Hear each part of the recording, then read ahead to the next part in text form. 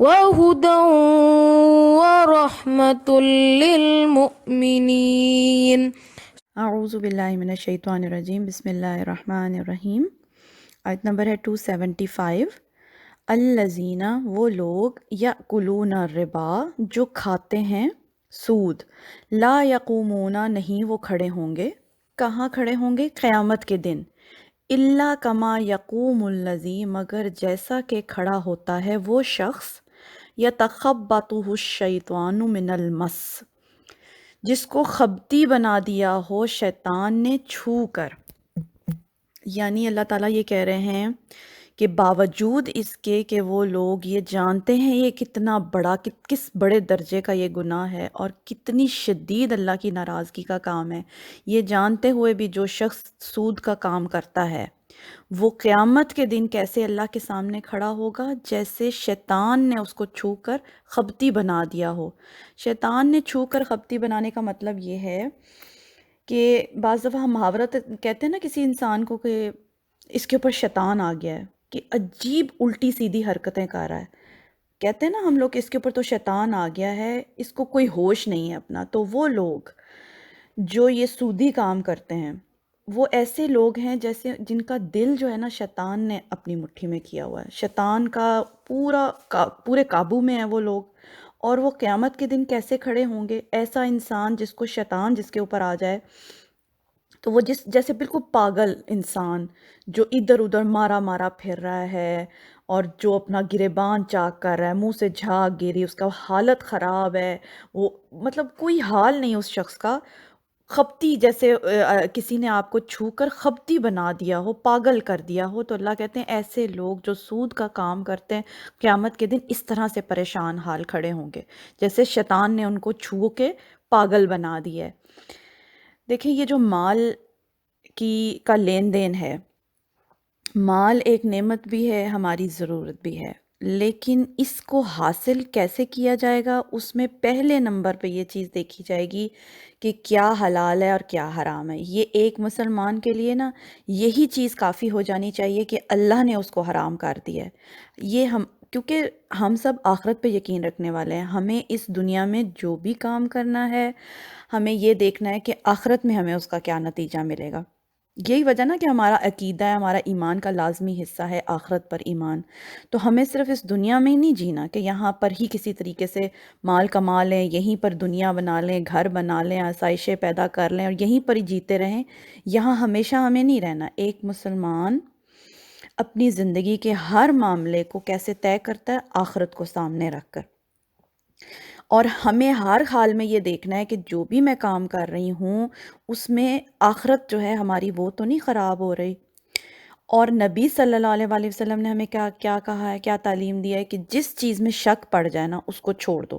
لوگ اس چیز کے بارے میں شک میں رہتے ہیں اور اس کے بارے میں بہت ڈیٹیل سے پڑھنا بہت ضروری ہے سود کے بارے میں، کیونکہ اکثریت لوگوں کی نا کنفیوزڈ رہتی ہے۔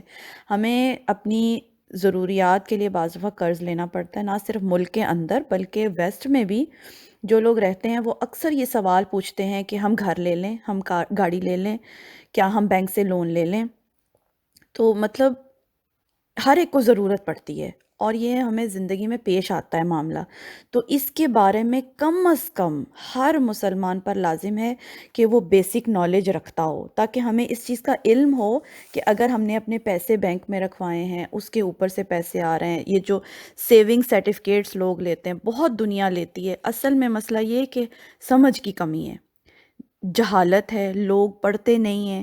تو اتنا کا کم از کم علم ہم سب کو ہونا چاہیے کہ یہ کیوں اتنا بڑا جرم ہے اسلام کے اندر۔ سب سے پہلی چیز سمجھنے کی یہ ہے کہ اللہ تعالیٰ کا جو دین ہے نا وہ امن کا دین ہے، پیس کا دین ہے۔ جو معاشرے میں چیز امن کو اور پیس کو خراب کرتی ہے وہ چیز اسلام میں منع کر دی گئی ہے۔ یہ جو مال و دولت کی تقسیم ہے، اللہ تعالیٰ یہ چاہتے ہیں کہ یہ مال سرکولیٹ ہوتا رہے، یہ جو سود ہے نا، یہ کیا کرتا ہے کہ معاشرے کے اندر جو امیر ہے ان کو بہت امیر کر دیتا ہے، جو غریب ہے ان کو بہت غریب کر دیتا ہے۔ جو امیر ہے اس نے اگر غریب کو قرض دینا بھی ہے تو پروفٹ کے ساتھ واپس لینا، تو وہ امیر سے امیر تر ہوتا چلا جاتا ہے۔ اور جو غریب ہے، ایسے معاشرے جہاں پر سودی کام ہوتے ہیں ان میں غربت زیادہ ہو جاتی ہے۔ غریب پھر کیا کرتا ہے، اس نے اپنی ضروریات کیسے پوری کرنی ہے؟ وہ چوریاں ہوتی ہیں، ڈاکے ڈالتے ہیں، پورے معاشرے کا امن خراب ہوتا ہے۔ پھر اس سے اخلاقی برائیاں بہت ساری پیدا ہوتی ہیں، لوگوں میں بے حسی پیدا ہو جاتی ہے۔ جیسے اللہ چاہتا ہے نا کہ لوگ خیرات کریں، صدقہ کریں، دوسروں کی ضروریات کا خیال کریں، ان کا احساس کریں۔ سود میں یہ احساس کوئی نہیں رہتا، لوگ بے حس ہو جاتے ہیں، امیر صرف دوسرے کی مجبوری سے فائدہ اٹھاتا رہتا ہے، اور بعض دفعہ سود پہ سود چڑھتا جاتا ہے۔ جیسے اس کے مختلف قسمیں ہیں نا سود کی۔ جیسے زمانہ جاہلیت میں کیا ہوتا تھا کہ ایک شخص کو 1 سال کا ٹائم دیا کہ اس سال اس نے 100 روپیہ لیا، 100 درہم لیا تو 110 کر کے لوٹائے گا۔ اب اگر وہ 110 نہیں لوٹا سکا اس ٹائم کے بعد، اس کے پاس نہیں وہ پورے ہو سکے پیسے، اس کا سود بڑھ جاتا تھا، سود پہ سود بڑھتا جاتا تھا۔ جیسے اب سال گزر گیا، اس نے پیسے ریٹرن نہیں کیے تو کیا ہوتا تھا، 110 کی بجائے اب 200 اس کا ہو گیا۔ یعنی 100 پہلے 10 درہم سود تھا، اب 100 درہم سود دے گا، لیکن یہ ہے کہ اس کی ٹائم پیریڈ بڑھ جاتا ہے۔ اس طرح سے لوگوں نے یہ کاروبار بنایا ہوا تھا، اور ابھی بھی ایسے ہوتا ہے کہ بعض دفعہ انسان جب پروفٹ، وہ اوپر والا جو پروفٹ ہے سود نہ دے سکے تو وہ بڑھتا جاتا ہے۔ اس طرح انسان ساری زندگی اس کو اتارنے سے قاصر رہتا ہے، اور آگے سے آگے وہ اس دلدل کی طرح پھنستا جاتا ہے اس کے اندر۔